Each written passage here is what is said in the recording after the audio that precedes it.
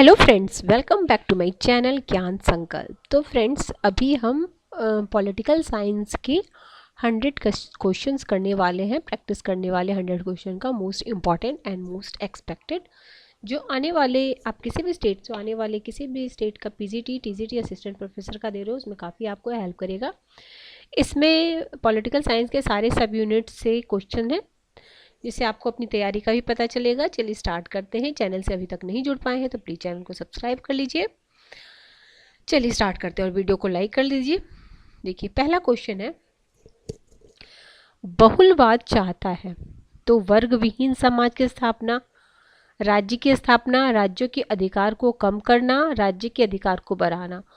तो बहुलवाद राज्य के अधिकार को कम करना चाहता है। ठीक है, ऑप्शन सी इसका राइट आंसर है। आगे है, यदि कोई निश्चित उच्च सत्ताधारी व्यक्ति जो स्वयं किसी उच्च सत्ताधारी की आज्ञा पालन का अभ्यस्त नहीं है, किसी समाज के अधिकांश भाग से अपने आदेशों का पालन करता है, तो उस समाज में वह उच्च सत्ताधारी व्यक्ति प्रभुत्व शक्ति संपन्न होता है तथा वह समाज उच्च सत्ताधारी सहित एक राजनीतिक और स्वतंत्र समाज होता है। ये कथन किसका है? तो ये कथन ऑस्टिन का है। Option number D is the right answer. Option में क्या क्या दिया था? बोंदा, मॉन्टेस्क्यू और ग्रोसियस। तो इसका राइट आंसर हो जाएगा ऑस्टिन। आगे क्वेश्चन नंबर थर्ड, ऑस्टिन की प्रभुसत्ता के संबंधी सिद्धांतों की प्रमुख रूप से आलोचना किसके द्वारा की गई है? ठीक है, तो इन्होंने एकलवादी संप्रभुता की बात की है, तो बहुलवादी संप्रभुता के जो होंगे वो उन्होंने क्या, तो ऑस्टिन की प्रभुसत्ता के प्रमुख आलोचक में ये हेनरी मैन का नाम आता है। ठीक है, ऑप्शन नंबर डी, ये भी PYQ है। लौकिक प्रभुसत्ता किससे संबंधित है? तो लौकिक संप्रभुता आपको रूसो से संबंधित है। Option C is the right answer. Next है, हॉब्स का संप्रभुता। ठीक है, हॉब्स का किस तरीके का संप्रभुता था? समझौते में शामिल नहीं था संप्रभुता। ठीक है, जो ये था लेवियाथन था, वो समझौते में शामिल नहीं था।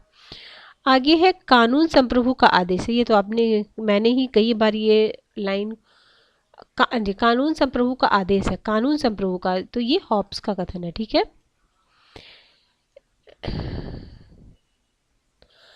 आगे है क्वेश्चन नंबर 7, भारतीय संप्रभुता मानी जाती है। ठीक है, देखो जैसे ये कानूनी संप्रभुता की बात अगर पूछे तो वो भी हॉब्स हो जाएगा। जैसे ये लोकप्रिय संप्रभुता क्या हो गया? लोकप्रिय संप्रभुता हो गया रूसो। राजनीति क्या हो गया? ठीक है, कानूनी संप्रभुता हो गया हॉब्स और राजनीतिक संप्रभुता हो जाएगा आपका लॉक। आगे भारतीय संप्रभुता मानी जाती है, तो भारतीय संप्रभुता मानी जाती है राज्य के सागर तक के आसपास 3 मील तक समुद्री क्षेत्र। ठीक है, वहां तक आपका क्षेत्र होता है। आगे है, राज्य व्यक्ति का बृहद रूप है, तो राज्य व्यक्ति का बृहद रूप है तो प्लेटो हो जाएंगे, और राज्य व्यक्ति का पूर्वगामी है तो वो अरस्तु का कथन है। ठीक है, ध्यान रखिएगा। क्वेश्चन 9, लॉक का समझौता आधारित है, तो लॉक का जो समझौता है वो सहमति पे आधारित है। Option B is the right answer. अगला क्वेश्चन 10, अरस्तु के बाद राज्य का व्यवस्थित वर्णन किसने किया? अरस्तु ने तो किया था सर्वप्रथम, उसके बाद मैकियावेली ने किया था। ठीक है, लॉ की प्राकृतिक अवस्था थी, तो लॉ के समय जैसे जब हॉब्स थे तो उस समय काफ़ी संघर्ष वाली स्थिति थी, तो वो बोलते हैं कि मैं और वह 2 जुड़वा भाई हैं, क्योंकि उस समय जो परिस्थितियाँ थी हॉब्स के जन्म के समय काफ़ी वो थी। लेकिन वही लॉक के समय कैसी थी परिस्थितियाँ? क्योंकि विचारक जो होते हैं उनकी परिस्थिति पे काफ़ी फर्क पड़ता है उनके विचारों में, तो परस्पर सहयोग का था लॉक के समय। ठीक है, आगे है, सामान्य इच्छा का सामान्य अर्थ है, तो सामान्य इच्छा का सामान्य अर्थ क्या है? तो वो है विवेकशील इच्छाओं का योग। ठीक है, विवेकशील इच्छाओं का योग।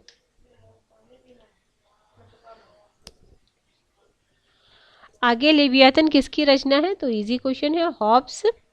आगे राज्य की उत्पत्ति का सर्वाधिक मान्य सिद्धांत है, तो राज्य की उत्पत्ति का सर्वाधिक मान्य सिद्धांत आपका विकासवादी सिद्धांत बोल सकते हैं, इसी की जगह पे ऐतिहासिक सिद्धांत भी रहेगा, तो एक ही चीज है।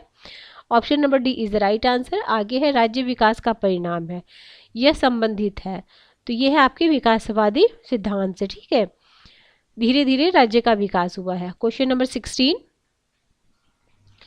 16 में है लॉक की प्राकृतिक अवस्था में प्रमुख अधिकार था। तो लॉक की प्राकृतिक अवस्था में प्रमुख संपत्ति का अधिकार, ठीक है। जीवन, स्वतंत्रता और संपत्ति में, तीनों में से सबसे ज्यादा उन्होंने संपत्ति के अधिकार को प्रमुख माना है। आगे, कौन विचारक क्षेत्र को राज्य का तत्व नहीं मानते हैं, ठीक है। तो सीले नहीं मानते हैं, विलोबी हैं, डिगविट हैं और एक और है, मुझे याद नहीं है, ये सब नहीं मानते हैं। आगे, निम्नलिखित में कौन राज्य का कार्य नहीं है, मतलब राज्य का कार्य इनमें से कौन सा नहीं है। तो ये हो जाएगा आपका रीति रिवाजों को नियंत्रित करना, ये उनका कार्य नहीं है। आगे है नकारात्मक स्वतंत्रता का अर्थ। तो नकारात्मक स्वतंत्रता का अर्थ बंधनों का अभाव। आगे प्लेटो की न्याय का अर्थ है। तो प्लेटो की न्याय का अर्थ है अपने निर्धारित कार्य को करना। देखिए, तीन गुणों की बात वो बोलते हैं, उनमें से जिस गुण की अधिकता आप में है जो वो ही आप अपना कर्तव्य कीजिए, वही उस समय का न्याय था। आगे है नकारात्मक स्वतंत्रता का प्रमुख अर्थ है, प्रमुख समर्थक है। नकारात्मक स्वतंत्रता के प्रमुख समर्थक कौन है? तो J.S. मिल। न्याय शक्तिशालियों का हित है, ये भी कई बार पढ़ चुके होंगे, थ्रेसी मेकर्स का है। अधिकारों का ऐतिहासिक सिद्धांत संबंधित है। तो ये किससे संबंधित है? ये वर्ग से संबंधित है। संपत्ति का अधिकार, ठीक है, संपत्ति का अधिकार एक वैधानिक अधिकार है। जब मूल संविधान में भारत में संपत्ति के अधिकार को मौलिक अधिकार किया गया था, बट 44वें संवैधानिक संशोधन द्वारा इसको वैधानिक अधिकार बना दिया गया। आगे, राज्य पृथ्वी पर ईश्वर का अवतरण है। ये किस विचार को इंगित करता है? तो आदर्शवादी विचार को। ये लाइन जो है ईगल का है, ये भी ध्यान रखिए। नेक्स्ट क्वेश्चन है क्वेश्चन नंबर 26। किस विचारधारा के अनुसार न्याय स्वतंत्रता एक दूसरे से संबंधित है? तो उदारवादी। आगे है क्वेश्चन नंबर 27। वास्तविक अर्थ में अधिकार वे हैं जो वास्तविक अर्थ में विधिक पालक है, किसके अनुसार? ठीक है, तो ये किसके अनुसार है? बेंथम के अनुसार।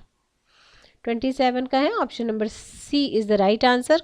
नेक्स्ट क्वेश्चन है 28।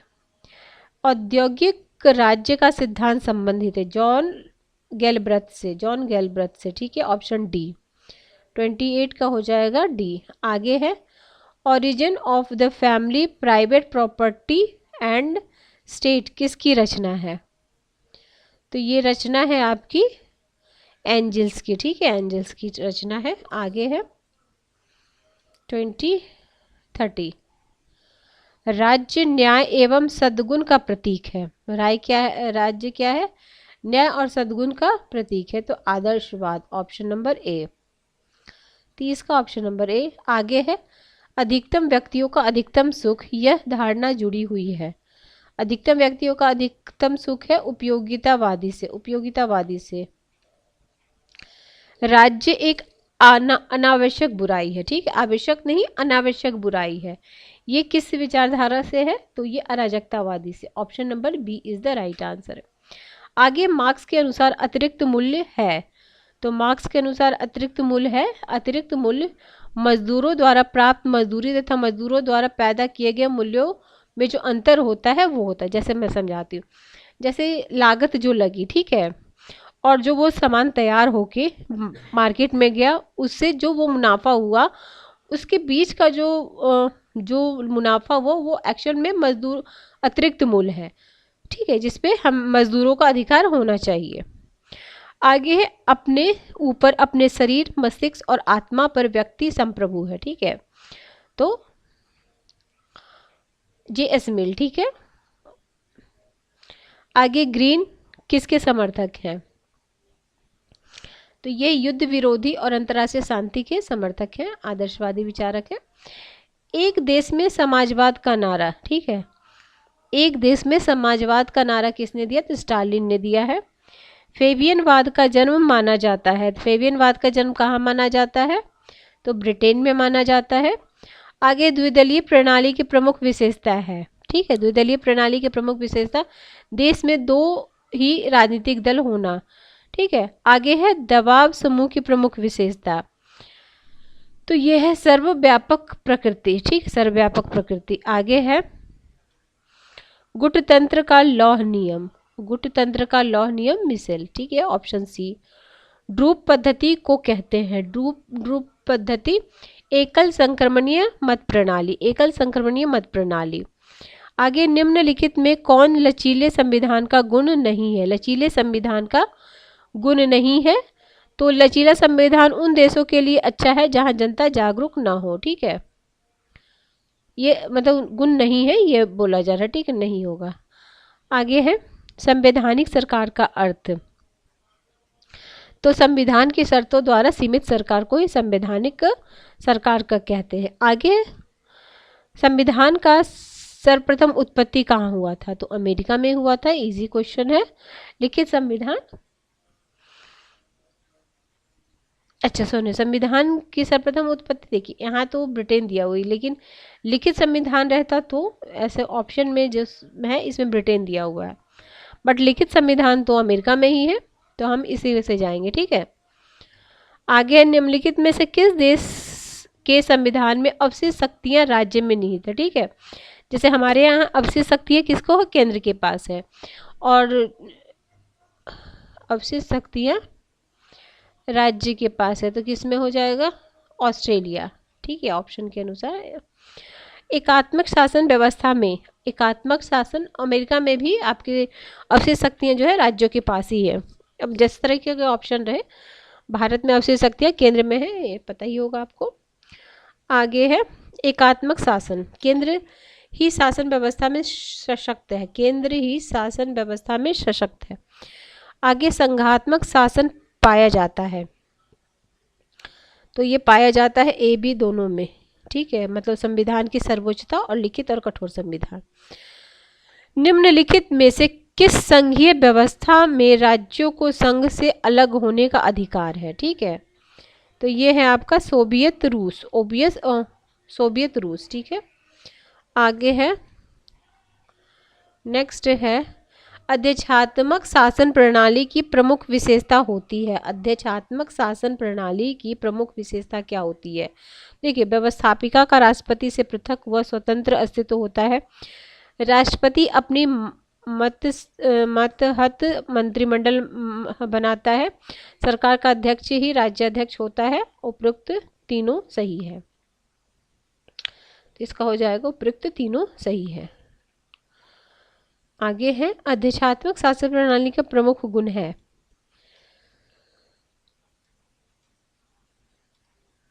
तो देखिए इसमें शासन कुशलता भी होती है, प्रशासन की एकता होती है, शासन स्थायित्व भी होता है, तो तीनों हो जाएगा। क्वेश्चन 51 संसदीय शासन प्रणाली,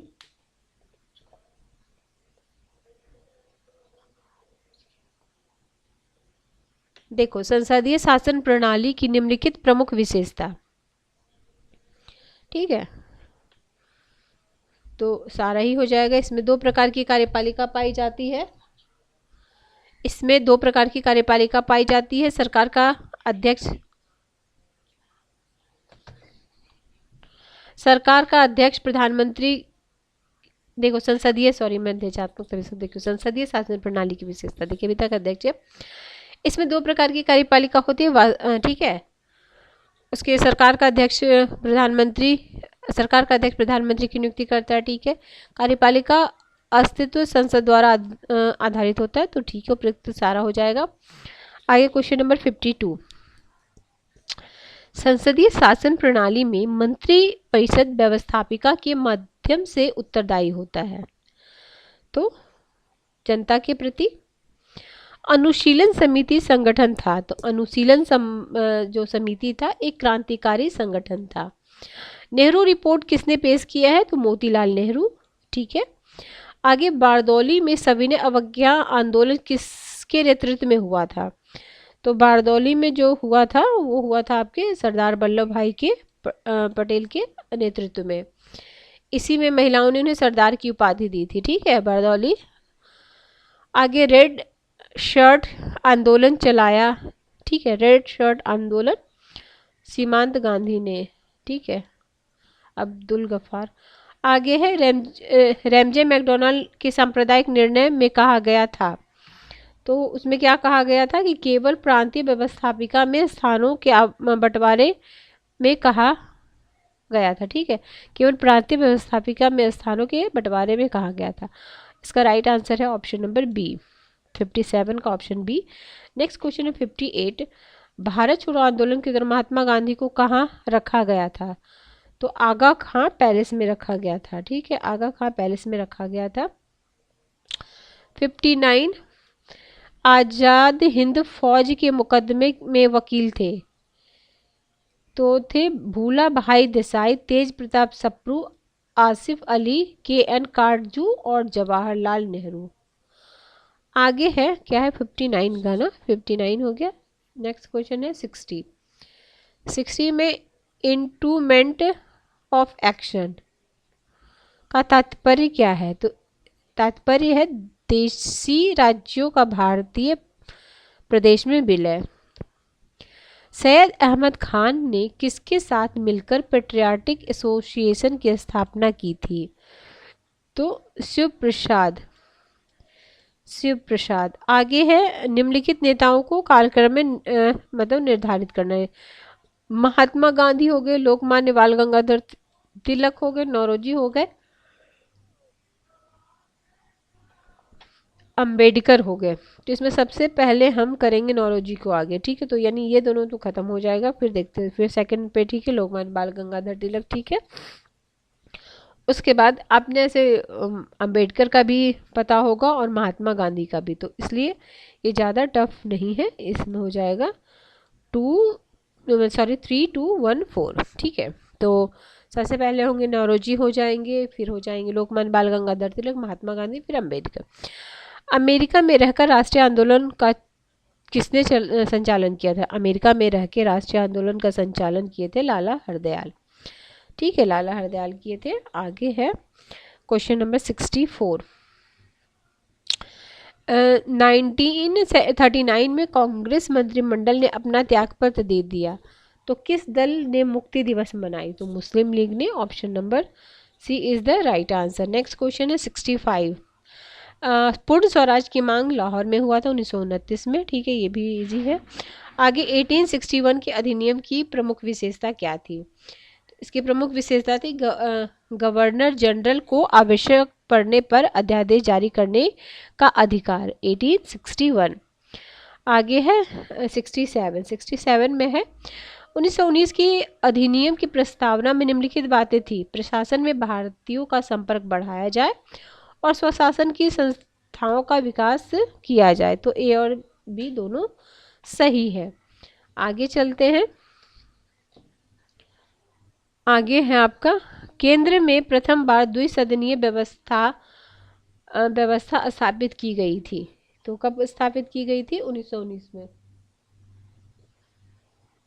option C is the right answer. किस संवैधानिक अधिनियम में प्रस्तावना नहीं था? तो प्रस्तावना नहीं था 1935 के अधिनियम में। ठीक है, आगे 1935 के अधिनियम में उल्लेखित है। ठीक है, तो उसमें उल्लेखित है आपका प्रांतीय स्वायत्ता, सांप्रदायिक प्रतिनिधित्व और संघीय व्यवस्था, तो तीनों सत्य है। संघीय न्यायालय की स्थापना किस अधिनियम में किया गया था? तो 1935 के अधिनियम। केंद्र में द्वैध सदन शासन की स्थापना हुई थी, तो ये हुई थी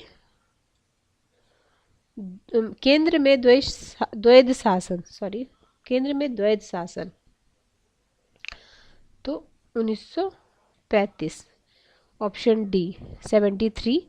भारतीय संघवाद को संविधान में वर्णित किया गया है, तो राज्यों का एक संघ। ठीक है, ऑप्शन ए राज्यों का एक यूनियन। अच्छा, ये राज्यों का एक यूनियन, ऑप्शन बी। आगे है धर्मनिरपेक्षता किस संविधान द्वारा प्रस्तावना में जोड़ी गई? तो 42वें संवैधानिक संशोधन द्वारा जोड़ा गया। 74 का राइट आंसर बी है। 75 अनुच्छेद 51 का मूल कर्तव्य जोड़ा गया, तो ये भी ऑप्शन ही गलत है, इसमें 42वां संवैधानिक होगा। ठीक है, ऑप्शन आप सी मान लीजिए, इसमें 42वें संवैधानिक संशोधन, तो इसका 75 का है सी, यहाँ दोनों में 44 दिया है, 72वें संवैधानिक संशोधन में जोड़ा गया था। ठीक है, 51 क जोड़ा गया और साथ में भाग 4 क जोड़ा गया था। आगे है संवैधानिक उपचार का वर्णन किया गया है। संवैधानिक उपचार का वर्णन किया गया है, नहीं संशोधन नहीं होगा, ये आर्टिकल होगा। ठीक है, 32 हो जाएगा। ठीक है, 32। आगे है सत्रावसान करना राष्ट्रपति को किस शक्ति से संबंधित है। सत्रावसान करना ये है आपका विधायी शक्ति। मूल कर्तव्य नहीं है। अब इसमें पढ़ते हैं। मूल कर्तव्य आपको एकदम याद होना चाहिए क्योंकि मूल कर्तव्य से क्वेश्चन बनता है। तो 11 मूल कर्तव्य हैं। जब वर्तमान में जब बना था तो 10 मूल कर्तव्य थे, बट अभी आपके 11 मूल कर्तव्य है।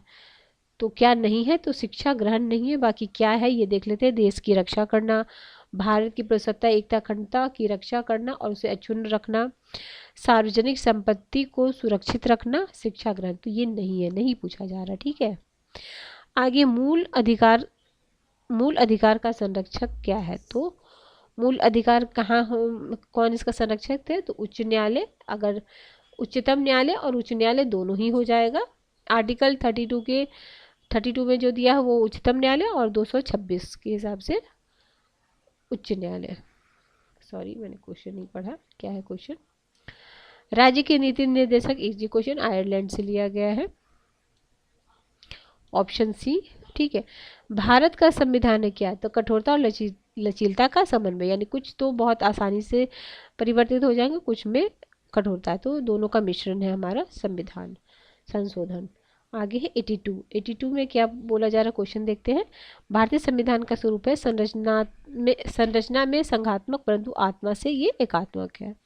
ऑप्शन देख के आराम से कर लेते हैं आप। संविधान का रक्षक है, संविधान का रक्षक कौन है, तो ये भी है आपका उच्चतम न्यायालय। आगे उपराष्ट्रपति को हटाया जा सकता है, तो उपराष्ट्रपति को राज्यसभा के साधारण बहुमत द्वारा पारित किसी स्वीकृति से लोकसभा दे। ठीक है, आगे है 84 का।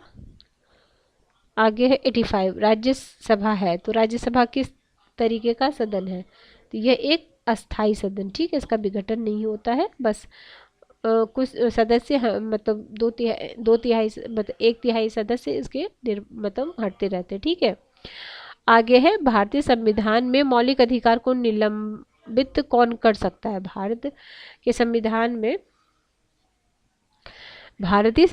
में मौलिक अधिकार को निलंबित कौन कर सकता है, तो राष्ट्रपति कर सकते हैं। ठीक है, जब आपातकाल लगता है तो जरूर हो सकता है निलंबित। आगे राज्य के नीति निर्देशक तत्व, तो राज्य के नीति निर्देशक तत्व सामाजिक आर्थिक लोकतंत्र की स्थापना करते हैं। ठीक है, option C is the right answer.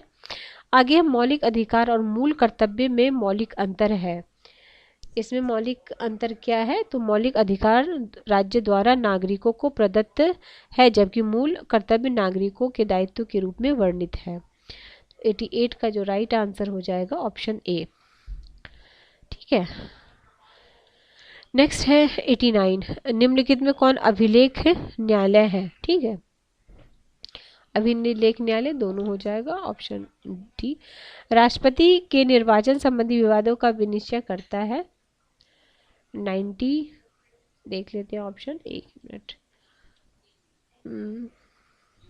तो हो जाएगा सर्वोच्च न्यायालय। आगे है 91, राष्ट्रपति पद के लिए कौन अर्हताएं नहीं है। ठीक है, भारत का नागरिक होना, ठीक है सही है, 35 वर्ष उम्र, लोकसभा का सदस्य निर्वाचित होने के लिए अर्हताएं होनी चाहिए, शिक्षा एवं विधि शास्त्र नहीं, तो ये नहीं होगा, आराम से कर लेते हैं आप। केंद्रीय मंत्रिपरिषद सामूहिक रूप से लोकसभा के प्रति उत्तरदायी होता है, ये भी इजी क्वेश्चन है। संसद सदस्य अपना त्यागपत्र देते हैं, तो संसद सदस्य अपना त्यागपत्र स्पीकर को देते हैं या लोकसभा अध्यक्ष बोल सकते हैं इन्हें। भारतीय संविधान में संवैधानिक संशोधन की निम्नलिखित विधियां हैं, तो कौन सी विधियां हैं, तो उपयुक्त सारी ही हैं, देखते हैं कौन है। संसद के दोनों सदनों में साधारण बहुमत से भी होता है, संसद के दोनों सदनों की कुल संख्या के बहुमत तथा उपस्थित मतदान में भाग लेने वाले सदस्यों के 2/3 बहुमत, और अंत में उक्त विधेयक को कम से कम 50% राज्यों का अनुसमर्थन। ठीक है, तो संसद के दोनों सदनों की विशेष बहुमत से। ठीक है, ये सारा सही हो जाएगा। भारतीय संघ की कार्यपालिका शक्ति निहित है, तो ये राष्ट्रपति में निहित है। राष्ट्रपति के निर्वाचन मंडल के सदस्य होते हैं, तो इसके सदस्य होते संसद के दोनों सदनों और विधानसभाओं के केवल निर्वाचित, मनोनीत नहीं होते इसमें, सिर्फ निर्वाचित। आगे है प्रधानमंत्री को शपथ दिलाता है, तो प्रधानमंत्री को कौन शपथ दिलाते हैं? राष्ट्रपति दिलाते हैं, आपने भी कई बार देखा होगा टीवी में भी।